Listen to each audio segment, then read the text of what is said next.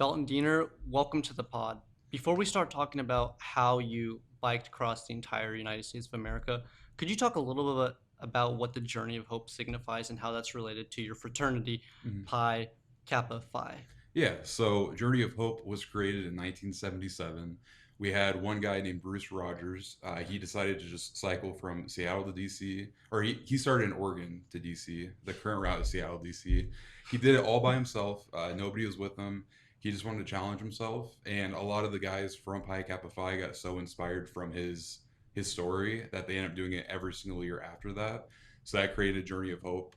There are two routes on Journey of Hope. There's North Route and Transamerica. I did the Transamerica route, Mm. and that was from Seattle to DC. The other route was from San Diego to DC. And each route is about 4,000 miles every summer. Only Pi Caps can do it, and Pi Kappa Phi is the only fraternity that has their own philanthropy specifically. So a lot of fraternities, they all help out with different philanthropies, but they don't actually own and operate their own. But the ability experience is through Pi Kappa Phi, and we actually own and operate everything. So it's a very unique aspect of Pi Kappa Phi. And since then, it's been going on every single year for about 35 years now. So, yeah. Incredible. What do you guys like donate these funds towards? Like what Mhm. where do the proceeds go to? Does it help your guys' organization? Are you Yeah. donating to charity? What's it like? So most of it goes towards the organizations we stop at. So we stop at disability camps. Some, like for example, locally, if we cycle through here, it'd be like Mosaic, Okay. the Arch. So we stop in all these organizations along the way, and we do things what we call friendship visits. And that is where you're just hanging out. It could be anything from bowling, dance parties, cookouts. Like you're just trying to have a good time and make them feel welcomed and feel like they're not ashamed. And it's very interesting too because it's been going on for so long now that so many of the people at the friendship visits, like they're anticipating and expecting us to come, and it's like people used to say, "Oh, it's like their Super Bowl," and going into it, I'm like, it really can't be like that impactful to them. And then you cycle in, you see them all cheering, and they're just so happy, and they're always talking about how it's so nice all the cyclists are coming. So it's very fascinating. So most of it goes towards that. A portion of it does go towards covering the cost of transportation. So Hmm. like we have four vans typically that go with us to fuel us up, carry all of our luggage and stuff, and then like food to make sure we're all covered with food. But I think it's, if I recall correctly, it's about 65% goes directly to the organizations we help with, That's great. and then the remaining amount goes toward just covering those operational expenses to get the trip feasible What's and going going. on? So Yeah. yeah, so yeah. Uh, Could you talk about how big is your team? I don't think you talked about that. Like, how big is the cycling squad? How many people are kind of helping you get from point A to point B, assisting with driving the trucks and stuff like that? Yeah. So usually it depends on the year. My year was 24 people all in all. It was 20 or 19 cyclists, and then there's five crew members.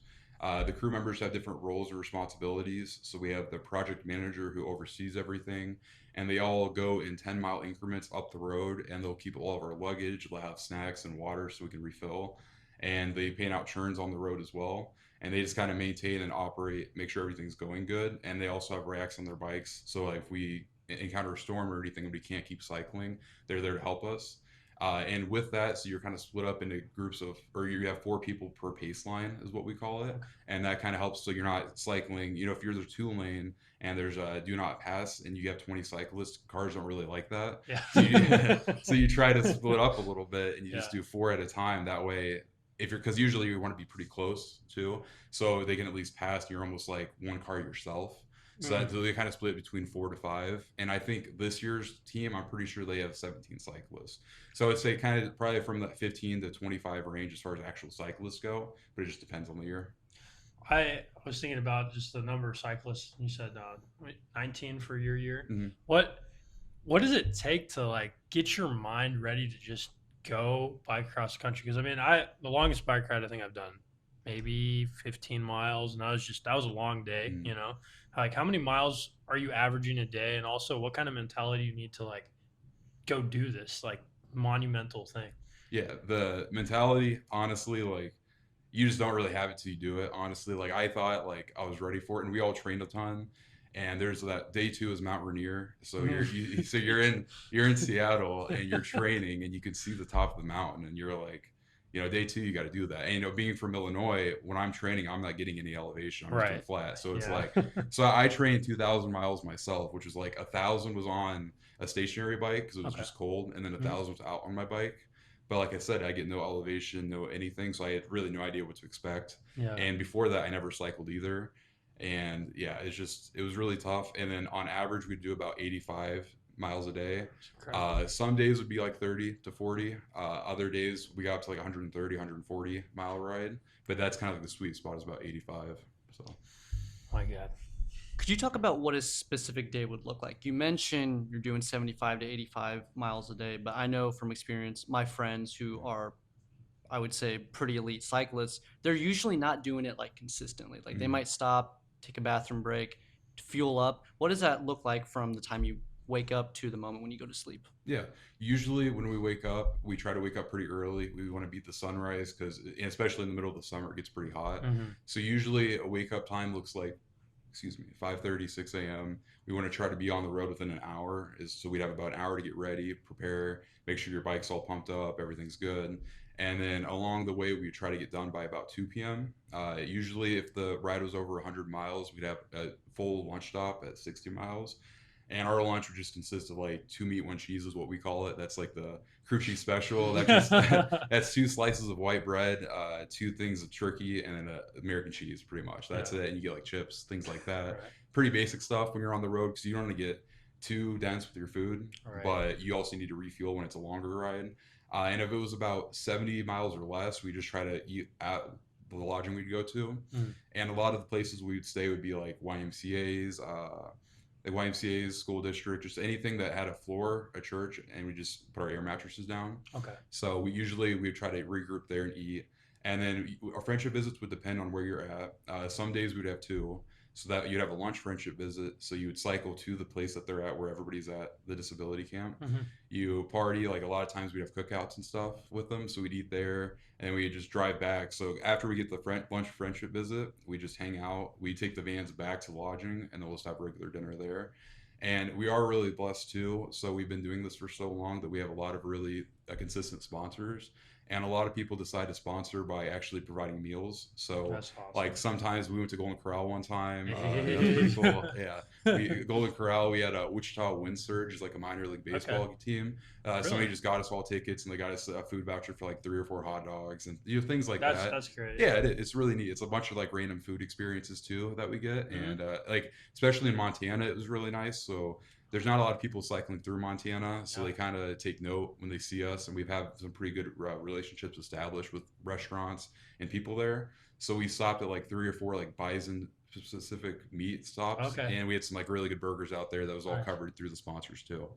But that's like the typical day is you really are cycling in the morning, you have a lunch friendship visit, and then you have an afternoon friendship visit if the time allows. So So I've never been to Montana, and I'm sure when I go, I'm probably going to be traveling by car. mm, What's like one of the biggest differences of biking down the road versus driving in a car? I mean, that's obviously a mm, weird question, but like, what are some things that you're able to appreciate more or appreciate less? I'm assuming weather is probably one of those, yeah.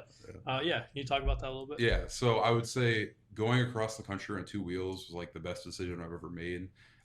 You just get so much more time to reflect and soak in the beauty.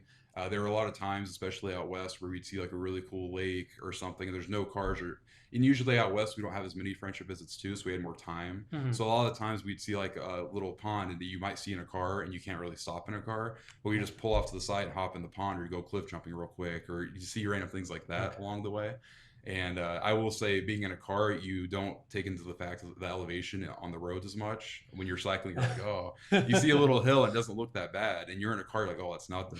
Yeah. Even like around here and around Macomb, it looks super flat. But when you're on a bike, you're like, oh, this is more Yeah, than you it's kind think, of a you little know? bit, yeah. Yeah. So I'd say that. But then just seeing the true beauty of the country and being able to see all the different mountain ranges, the trees, the birds, and just hearing the nature so much Mhm. is just really peaceful. And it honestly, it developed my mindset a lot to be really more nature driven and just being just at peace. And I feel like that you're really at peace on a bike. Yeah. And the biggest thing is just the mental challenge because you're on it for so long. Right. And so there's some days where you're like, you feel really happy, you're feeling really good. Some days you feel like absolute, you're not feeling Feel it. like shit. But you still, yeah, but you still have to go though. So no matter what, you just got to get up and go. And having the brotherhood there to help you, they definitely helped out a lot. But yeah, I think it's kind of cool that we're filming this while the Tour de France is going on. And something I wanted to ask Mhm. you is, with all the crashes we're seeing in the Tour de France, and some of these cyclists are going 30, 40 miles an hour when this is happening, what are you doing? What is your team doing to be safe on the road when you're going uphill and maybe you can't see around the turn? There could be a car. When you're going downhill at 40, 50 miles an hour, what are you doing to ensure that you're getting to point B in one piece and you're not getting hurt? Yeah. So I would say a really big factor of that is the ability experience and the preparation they do. So they have a director and they have a professional coaching cyclist to help you during the training. So they give you a whole training ride. They tell you how to do it. We have videos like once a month leading into it for a couple months. And then when you actually get to Seattle, for me in my instance, we trained for about 4 days with the cycling coaches, and they kind of show you like how you should operate if there's like debris on the side. You see, like, you call it out and you point, you have hand signals and gestures. And at first, when you're cycling, you kind of give yourself more space until you know how the other people cycle. And Mm-hmm. once you kind of see their rhythm and their routine, then you get a bit closer. As far as going downhill, it really just depends. So, like for instance, I'm a heavier guy on a cycle on a bike, and there's some people that are a lot lighter. So usually, if we knew we had a big downhill, I would usually go up front because I'm going to pick up more speed, and I don't want to eat up all my brakes really quick. Yeah. So I'd say that's the biggest thing. And then, but like I said, the ability experience provides a lot of training opportunities to help going into it. So even if you haven't really cycled before, even in a group before, you have plenty of experience to get into it.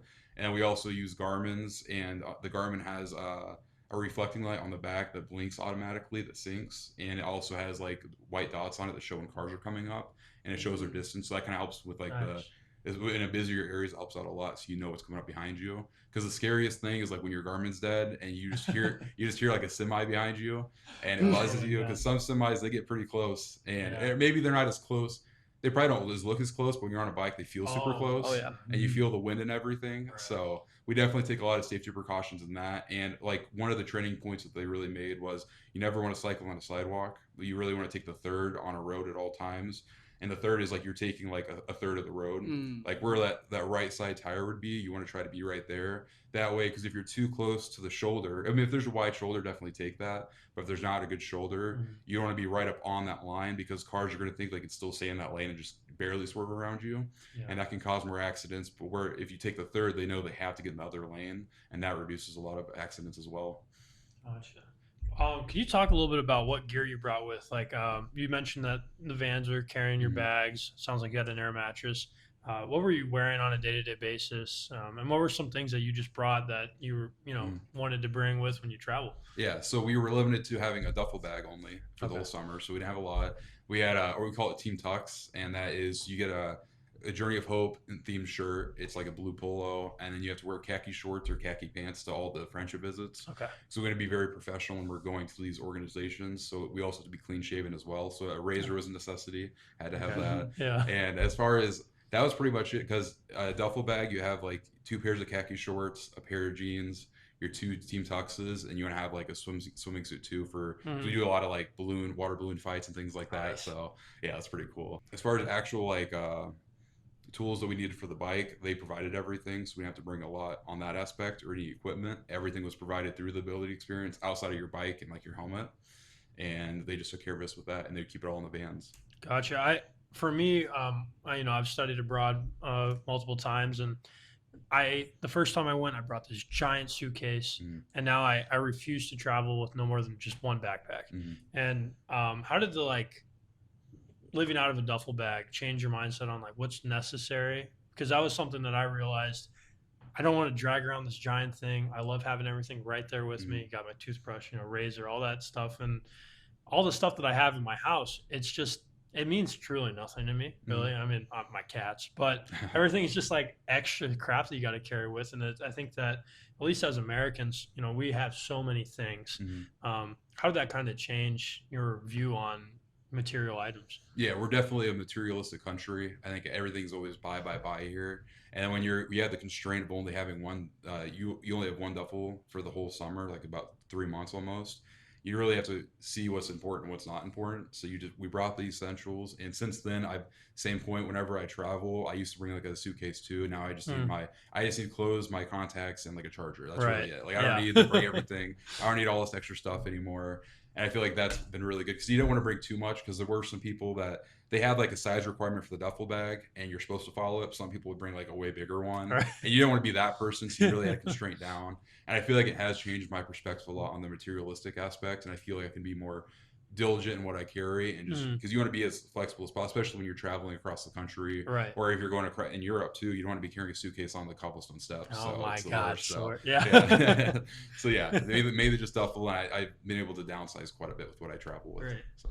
I wanted to ask you, did you have any misconceptions about cycling or just endurance sport in general going into this journey of hope that were completely shattered after? I bring this up because the longest bike I've done continuously is a 25 miler. And in the cycling world, that's nothing, but just imagining myself do 100 or a century just seems like completely otherworldly, because I think it's easy to say, oh, you're just sitting on a bike, it's pretty easy. But are there any conceptions like that that you might have had at first that you're like, nah, man, that's not how it is? Yeah, I would say going into it, I thought it was going to be all physical, and you have to really worry about the mental. And you definitely do have to have some sort of balance to cycle, but it's not nearly as intense on your body as running in that aspect. So, like for you, example, Stan, you could definitely do a 100-mile day easily. It's really just a mental thing. But you're such a great Mm, runner. You guys could both do it. Like you're a swimmer too. mm. Like going into it, I never ran. I didn't do anything like that. I just one day we were sitting in our basement and we decided, why don't we just sign up for it? Before then, I love that. I yeah, love that. yeah. That's great. So there's like three of us. We're just like, let's just do it. Like, why Yeah. not? So going into that though, I rode like a Mongoose bike around from Walmart until I turned like 15 and I got my permit. And then I never used it again. Right. So before that, I never used like a shifting bike or anything. So learning it and going into it, I was really worried about the endurance aspect of it. And that, like I said, that is still important. Like you can't just not train and expect you're going to be able to do the trip. But I feel like the biggest thing you really need to train and just get used to is the mental aspect on it. Mm, Because when you wake up, especially doing it back to back, you're doing it like 67. There's a 67-day total trip. You probably have about 8 or 9 rest days. So it's like you're going like every single day. And so there's days you wake up and like you're chafed, like you're just feeling bad, your legs are super sore. yeah. It's a 6 a.m. wake up. I had a lot of times where my air mattress just deflate in the middle of the night. So I'm waking up on like the gym floor, or we sleep in gyms where the lights are automatic. So anytime somebody moves, it turns on automatically. So there are nights where you're getting no sleep and like you're physically just not there. But if you can just overcome the mental aspect, Yeah. then it's all that's the biggest thing. It's all mainly mental. And I can't allude to that with running. Running to me personally, it's I just can't do. I'm not that great at it. But with cycling, I feel like it's all just mental. How do you kind of reconcile the fact that maybe when you're early on, 5, 10, 15 days, and you're like, I still have 2, 3,000 miles to go? Like, how do Mhm. you take the entire ride and break it down into chunks that you can focus on in the present so that you don't kind of get depressed knowing that I'm already feeling like this and we're not even a quarter of the way in? Yeah, no, that's a really good question. I would say going up Mount Rainier, for example, that was day two. Like a no training on any elevation for me. And when I was going up Mount Rainier, we had like 30 miles straight. We were just climbing, and within the first 2 miles on that, so I'm probably a solid 89 miles into the whole trip period. So I still have like 4,000 left. Right there, I'm like, what am I doing? Like, why did I do this? Like, I'm coming. I'm not gonna be able to do all this. And then we talked about it on the bike a lot too, because you have a lot of downtime where you're talking to the four guys in your pace line. You're getting to learn all about them. And our biggest thing was just taking it one day at a time. And it really helped having a friendship visit the day of. So Mm, like you're cycling for them. It's not just right. about you. It's not about you're not trying to get any personal status or wealth from it or anything. You're purely cycling for the actual organization itself, as well as the people you're going to visit and impact. And you want to have a positive attitude when you get there. So there are especially days where you had a long cycle and you're just not feeling it at all. You don't want to just go to the friendship visit and just sit there and pout around and act like you're sleeping. You're going to have a good positive atmosphere. You're going to make sure it's a memorable experience for them, because like I mentioned earlier, they all are very passionate about it, because these orgs we go to a lot of the same orgs the whole time. So there's some orgs that have been like partners with the ability experience for over 20 years. Okay. And there's people that are in those orgs that have been experiencing it for, the 20, 15 years too. So they know every single year there's going to be a group of cyclists that come in, and you don't want to be that one group that let them down. So I would say that was the Yeah. biggest thing as far as motivation goes, is just being there for those people and making sure they have a great experience too. That's fantastic. That truly, I mean, I'm just trying to think, I can't even imagine 80 miles on a bike. Maybe we'll sign up. I don't know. Don't hold me to that. Um, I do have a question. So at least right now for my life, things are moving a million miles an hour, and you've mentioned that it's a great time during this journey that you Mhm. were able to slow down and reflect. Was there anything that you were trying to resolve or, kind of figure out with your life during that time? Because I mean, you're a few years older than me, Mhm. not too far off. And I'm sure there's a lot that you were processing and like trying to figure out, still figuring out. But did that give you any clarity for anything that you were trying to resolve? Definitely. Yeah, there was a lot. So that was going into my junior year, or going into my senior year, so the summer going into it. And I needed an internship really bad, but I decided to do this trip instead because I thought it'd be more impactful for my personal growth Hmm. and what I wanted to do in life. I wasn't really too sure what I wanted to do. At the time, I was kind of questioning my major. So I majored in finance and econ, and I wasn't too sure, honestly. Still now, I don't like sitting behind a computer all day, but I was really Yeah. contemplating that at that time.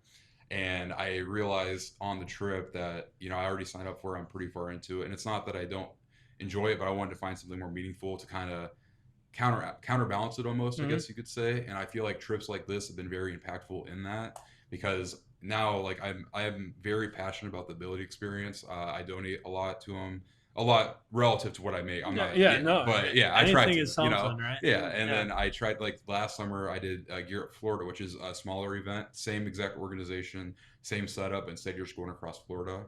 Okay. So I like to, and we do events like that every year. And I feel like the clarity, it helped me realize that not everything's materialistic, like we talked about earlier, Hmm. and not everything's about screen time, social media, and virtual interaction. You want to really live in the moment. Yeah. Like, it was very empowering. We had a guy named Jude Shaw. He is really cool. He's a guitarist right now in Australia on a tour. Sick. Really cool, from Boulder. And when he got there, he decided to leave his phone in Boulder. He just didn't bring his phone Damn.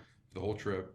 That respect. And yeah, it was insane. I don't know how he did it, but he was the pinnacle of living in the moment. And he was somebody that you could really talk to. And we just look up like deep questions online to look up, and we just come up with random questions we'd all ask each other. And I feel like we grew a lot, not only individually but as a team, because you're cycling with the same four people, or you can rotate groups, but Yeah. there's only 19 of you. Like, there's only so much, Yeah. Almost like, so much yeah, only so much rotation. variety. Yeah. So you're getting to know everybody in depth, and you're seeing what shortcomings they might have, or their perceptions of shortcomings, or what they want to improve upon, and you can take that and build it back into your life too. And that was Hmm. very powerful to see. But I would say the clarity on just seeing nature and being less materialistic and just living in the moment were the biggest takeaways for me. Yeah, that's fantastic. Yeah. With us both being endurance athletes, there's a question I absolutely have to ask you, and I've been there, and I'm sure you were too. But when you had the lowest point of your ride, and we both know Mhm. that there's always a low point of a long endeavor like a ride or a run, what did you do when you're in that lowest point to get yourself out of it? Yeah, ton of low points, not just one. There's almost every day you have a spot where you feel like you're gonna pass out. You feel like you just can't do it, or you see that mountain range, you're like, I'm not gonna be able to climb it. And really the biggest thing I would say, because I know like running is more individual. Swimming, I feel like you don't really have a team either. But I feel like with cycling and like Tour de France, I don't think you don't have a team either. But like the way ours was constructed, we weren't racing with each other. We were trying to lift each other up. Mhm. So I would say the support structure of your pace line really helped out a lot, because there would be days where you just, you're not feeling good, and you just let everybody know, like, hey, I might be slagging a bit, I'm not gonna be able to go as fast as we usually do, is that okay? And then they're all very supportive. And then sometimes if we just need to take like an extra 5 or 10 minutes at the cruise stop, get some more electrolytes in us, get a banana, like, everybody was very understanding, because we all knew, hey, maybe I'm feeling really good today, but I won't be doing this every single day. And there's gonna be a point where I'm feeling terrible and I need this help too. So I can't be mad or snappy at the person that needs it right now, because we're all gonna need it. And seeing that, the brotherhood aspect of it, then also, like I alluded to earlier, just knowing that we have a friendship visit coming up and the people that we're doing it for, really was able to push the mental marker way further than I thought I could ever do going into it. I wanted to ask you specifically what your fueling looked like Mhm. exactly what you were taking. And I bring this up because not too long ago, the world record in the men's marathon fell. And what made it so monumental was because of the fact that the barrier of 2 hours was looked at as impossible for the longest time. And there's a lot of researchers analyzing it from a biomechanical and fueling perspective, and they pretty much agreed upon that this came down to a fueling thing. And we're seeing the same thing in the Tour de France, that cyclists are cycling faster than ever, and people are attributing it to the fuel. So could you talk about what exactly they're doing for your fueling every single day and how important it was Mhm. to allow you to keep going? Absolutely. Yeah, I would say fueling was definitely the biggest aspect of it. Every morning, we'd have like we call it cruise chief breakfast, and that'd be usually get 2 to 3 bagels full of peanut butter. You get some milk. We just try to go heavy on carbs going into it. Not you don't want to have like a super heavy breakfast, but you want to, as far as the whole composite of the breakfast goes, mainly carbs, get some protein too. And fueling, I would always try to get 2 bottles of water like the last 2 hours going before bed and try to just drink them because I'm just a bigger guy too and I already sweat a lot as is. So especially for me, just getting that water intention and making sure I'm keeping my electrolytes up too. So we'd always have like 3 or 4 big containers of electrolytes, and we'd always try to scoop one along the way. Usually, I would try to have, so we have 2 bottles when we're cycling. I'd always try to have one full of just water and one full of electrolytes going during this Journey of Hope trip. But when I was down in Florida for the Europe Florida trip, the coaches were actually saying that now we should just do only electrolytes only. And he said that the waters don't really, like, you need water still too, Yeah. and obviously the water is still in electrolytes. But he says it's more impactful to have 2 things of just full electrolytes because it's going to carry you further in a ride. And during the Florida trip too, they started giving us protein shakes every morning, which they didn't do for Journey of Hope. So I'd say obviously we're not doing it for racing or accolades or anything, but even the fueling aspect in those summer events, they've definitely been evolving a lot too over the last couple of years, and we've been able to see that in actual rides too. I can't remember if I'm remembering this correctly, but I feel like in high school you were telling me you wanted to go to every state. Mm-hmm. How many states do you have left?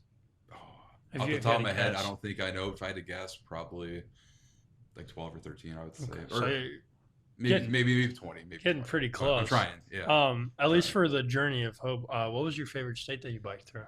Oof, that's a tough question. Montana at first was very beautiful. I love Montana. I just liked how everything was so sparse. You didn't have a lot of traffic. It was mainly just you and wilderness. Hmm. See a ton of bison on the road, things like That's that. Like crazy. it was so That's cool. great. Yeah. And then my most, I would say, the most surprising state that I was not anticipating anything was actually Missouri. Really? Never would have anticipated anything out of Missouri, but they had a ton of rolling hills. So it's Mhm. like you have a steep incline, but you have a steep decline, and it's just back and forth consistently. So I feel like you're kind of like on a roller coaster for a lot of Yeah. the rides, and that was very fascinating to me. And it was honestly a very beautiful state too. But Montana definitely has to have it for me. But Missouri was up there, and I was really surprised. I thought the Yeah. Midwest was going to be like, I'm used to it. Right. It's Mhm. just flat. Forget Missouri was not it. flat. I realized I realized Missouri is not flat. You get a lot of rolling hills, but you can get the momentum up though. So once you get up the first one, you can just roll the momentum Yeah. through. But yeah, definitely Montana. Okay. Yeah. Fantastic. Talk about the transformative effects the entire journey had on you when you got to the Capitol steps in Washington, D.C. Past writers have said it's very transformative and it changes them as a Mhm. person. Did you notice anything immediately upon finishing, or did you have to wait some time, maybe weeks or months, to finally feel the effects of what you just did? I would say on the trip itself, you start to build this kind of a little bit of confidence and hey, I put my mind to this, we're doing it, like we're working on it. But it doesn't really fully kick in until you see the Capitol. And like, because we had a lot of family and friends and disability camps that were there cheering us on, waiting for us because they knew what time we were getting in. Yeah. And so when we parked like 10 miles before the actual Capitol, and we all got in. So we were all right in. Instead of pace lines of 4, we roll in as a full team. Awesome. So being there with everybody in one spot and seeing the Capitol building in the distance was just very empowering, and that really brought in the full picture. Like, hey, we put our mind to this. We actually did it. No matter what we do in the future, whether it be endurance athletes or endurance athletics or anything that you want to put your mind to, you can just do it. It's just irrational persistency. That was our biggest quote. It's just no matter what you want to do, it doesn't matter what it seems or how far fetching it seems, just go and do it. So why Yeah. not? I can imagine that last mile just I So don't know. Did you yeah, get any adrenaline? Like how did yeah, yeah, I a can lot of imagine. adrenaline, a lot of emotions. Like when we rolled in, like we were all like, "This is it!" Like all the training we did, all the experiences, all the people we met along the way, all the growth that we had internally and as a group. it all just paid off. And afterwards, we celebrated. We went to an Irish pub nearby because we have a lot of people have done it before. They sponsor it, so like they give you free drinks, free meals, everything like Hmm. that. And it really hit that we're not going to be like a brotherhood anymore, or like all in Yeah. person. So when two people, Jude was one of them, when he actually had to leave because his flight was coming up, we all just started breaking down and crying because we're like, we just spent 70 days together. You're doing literally everything together. You're sleeping together in like one room. You're Yeah. eating together. You're going to everything together. You just experience the country together, and then all of a sudden it's just gone like that, Right. and you just have to go back to your normal life. And that was just a different perspective. On your guys' website, you have a quote that says disability doesn't mean inability. Can you tell us what that means and what does that mean to you? Yeah, our mission statement is that we want to empower people with disabilities and show them that they can do anything as well. And we want them to feel comfortable with where they're at and comfortable in social settings. So we don't look at disabilities as limitations. We look at it as almost like a superpower, I guess you could say, or something that makes you unique in your own way, not in a negative light. And that's our main reasoning for the cycling in the first place is we want to cycle and show them that you can do anything you need to do for one, and then two, when we're actually with them, that their disability doesn't make them incapable of talking to people that are able to Mm, cycle across the country. No matter what they're battling in their personal life, they can fight through it, and then we're always there with them too, and they don't have to feel ashamed or embarrassed about it. that's fantastic. I feel like that is, yeah, like you've been mentioning the motivation Mm. going into this, and I think just seeing and meeting all these individuals is probably really empowering, and it's great. Also, I'm sure that like having something to do it for and seeing those faces and being able to connect with these people is pretty great. Do you still have any connections with any of these individuals? Like, are you in touch with them? Mm. Do you talk to any of the organizations or anything like that? So I am in touch with, or I was in touch with about four of them. I got their PlayStation tags because they all played PlayStation, Awesome. and yeah. Yeah, So I sadly I haven't played my PlayStation in a few months, so good I man. haven't. Yeah, so I haven't talked to them in a while. But for a while, I was playing with them on, or I didn't have the same games. We'd have like Discord or like a PlayStation party. Yeah. So I talked to them for a little bit. But I have heard of stories. I don't think anybody on our trip had this experience, but I know one of the older guys from Western, Derek Leahy. Okay. He met somebody on the trip, and he did the same exact trip that I did, and they felt they had a really good connection. So he actually flew the guy out to see Derek, and they write, their pen pals to this day. They still write together and That's everything. So that's fantastic. very cool. Like some people do get really personal if you can really click with somebody Right. and you go from there. And some people do make lifelong connections with the people we meet. That's great. Yeah. Might be a little bit uncomfortable, but I find it interesting how a fraternity of all Mm. organizations runs one of the largest disability awareness fundraisers in the country. And I bring this up because fraternities, sororities, and Greek life in general at the college level have a very bad Mm. reputation. People think of them as kind of snobby, just pretentious individuals. And it's really warming for me to see what you guys are doing. But could you explain why maybe this happens and why is it that fraternities do a lot of fundraising? Yeah, I would say fraternities definitely do get a bad rap, and a large part, like they are kind of earned. Like a lot of people, not every single fraternity is the same. Even if it's like Pi Cap at Purdue versus Western Illinois versus U of I, like it's all different. It depends on who's in it, who's actually making it. But overall, they do get a bad rap because that is people usually see the partying aspect. And like I said earlier, Pi Cap is kind of unique because we're the only fraternity that has our own philanthropy that we actually own and operate. Like I mentioned, like a lot of fraternities, they do donate to certain philanthropies and they still do the same type of work. But with Pi Cap, it's very different because it's actually our own. We created it, so like we have a very strong ties to it, and we get to see the direct impact through our training too. And the main reason that I actually rushed Pi Cap, I wasn't really gonna join Greek life in general in the first place. I've heard the misconceptions, but I was working at the bar here, and I met like three or four of the guys, and they actually talked about the ability experience and what it was about. And I never would have when I did decide to join, I never envisioned myself actually doing Journey of Hope because I was like, there's no way I can ever do that in my life. But I was like, oh, they have like one across Florida, which I did last year, and I was like, I could maybe do that. And I felt empowered by that because my mom worked at Mosaic growing up, so I had a lot of really good connections with people with disabilities, and it was very empowering to see that. And then seeing that perspective on it for me when I was initiating initially kind of made it easier for me to make that commitment. But like I said, fraternities do get a bad rap, and it's not all bad, but there is bad aspects of it. But some fraternities do try to push and do more than just the standard or quota. So hopefully, like some of our viewers are interested in this, how does someone get started? How Mhm. can they sign up? Is this for everybody? Do you have to be in a fraternity to join Mhm. this? And if not, what are some ways that they can sign up and go across the country? Yeah, so to actually do the whole trip, you do have to be a Pi Cap. We do have people that they get alumni initiated. So you Okay. just it takes like maybe 2 or 3 weeks. I don't know the exact process, but you just go through initiation, and after that you can cycle it too. So that's definitely feasible. And they do these things called ride-alongs too, which I'm actually doing this weekend.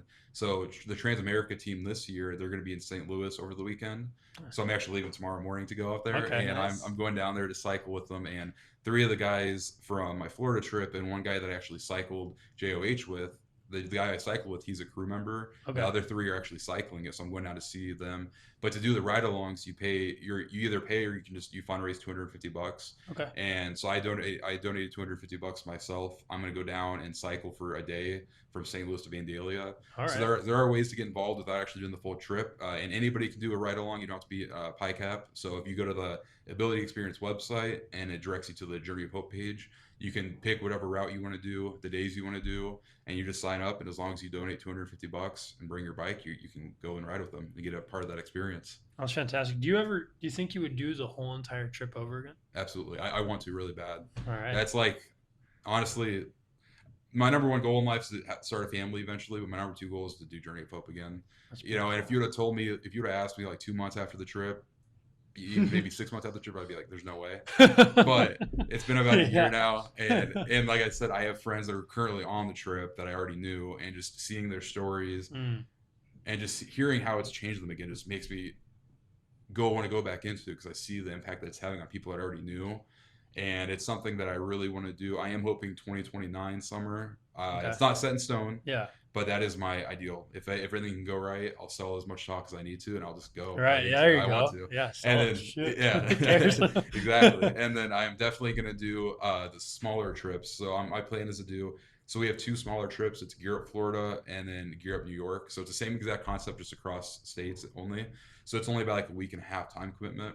So I'm hoping to do Gear Up, Florida every other year. So Okay. I want to at least stay involved in that. And then my plan is to do at least one ride along a year, just like I'm doing this year, just like one 80-mile day, but just to get involved and stay active with it. As far as doing this trip over again, we were talking about bike seats Mm. before we took a break. And is there anything that you would change about your bike? Any gear you would change differently? Coming at it with a new light. Yeah. So the ability experience are my first year cycling 2023. They rolled out a new initiative, which is great, and they still do it. But it was so you raise an extra $1,000 and they give you a sponsored bike. Okay. So, which is a really great initiative. It's a great idea.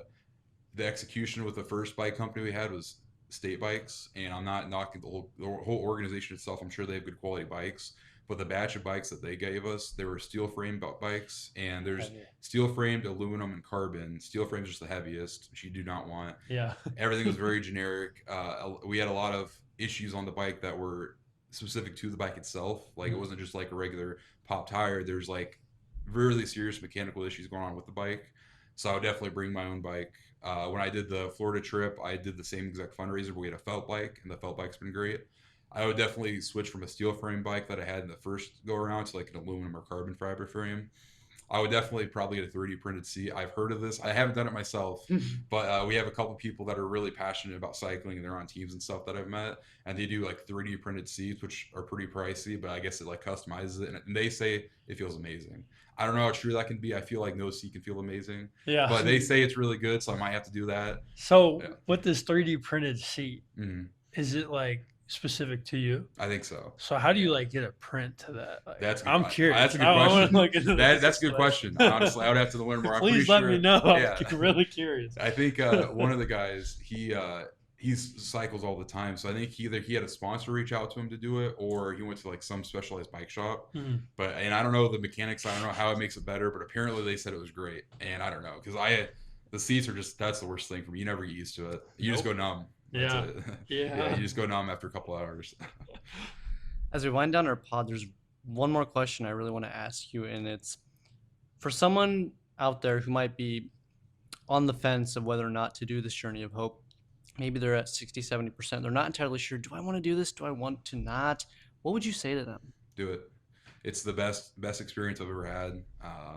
I was on that fence for a while. I was talking to some people that have done it before, and they said, because like I mentioned earlier, I need to get an internship, and I was really iffy on that for about 2 weeks, and then I sat in the basement of my fraternity house with two guys, and we were just like, we're young. Like this trip's gonna mean so much more than sitting in an office pushing paper for 40 hours a week for summer. So I decided to roll the dice on that, and it worked out well. Like I like my job now, but I didn't. There was a lot of uncertainty for myself going into that. But the personal growth, the true friendships I've gotten that are gonna last a lifetime from that trip, and just the actual experience itself, it triumphs anything that you could have going on that summer. Like I do that a million times over an internship or even a regular job. I would say just with anything, not even just Journey of Hope, no matter what you want to do, just go and do it. You only live once. There's no reason to live with regrets. And I know if I never did this trip, I'd regret it every single moment of my life. So I'm very forever grateful for it. That's fantastic. Thank you so much for coming. And if there's, can we leave like a link to donate to your page or Hmm. anything like that, or the Absolutely. website? Yeah. We'll tag that in there. Yeah. So But where can we do that? yeah, I'll so it's just the ability experience. I do have my own page for this year just because I'm doing the ride along, but there's actually a general page too, which Okay. I'll send, and that'll help people direct to people who are actually doing the trip now because they'll need the money more than I would for my personal page. Hmm. But there are multiple websites that I can send in the links to make sure everything's squared away on that aspect. Well, fantastic. Thank you But so much for yeah, coming. It's a real pleasure. You're thank you doing guys. some monumental things, Uh, and that's truly, it's great to see. And mm. it's great that we know someone who's done biked across the country, at least for me. I think it's pretty cool.